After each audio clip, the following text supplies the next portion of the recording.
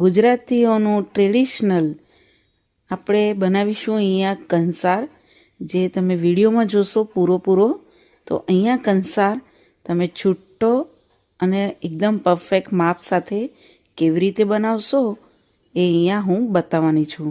આ કંસાર જરા બી ચીકણો બી નહીં બને અને એકદમ જ સરસ એવું માપ સાથે હું અહીંયા બતાવવાની છું.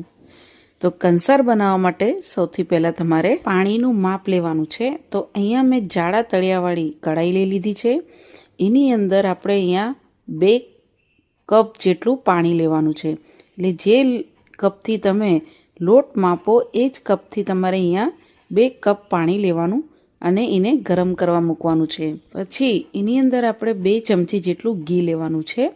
ઘી અહીંયા તમારે શુદ્ધ લેવાનું અને પછી 2 ચમચી જેટલું તમારે અહીંયા તેલ લેવાનું છે. તેલ અહીંયા કોઈ બી ફ્લેવર વગરનું તમારે લેવાનું.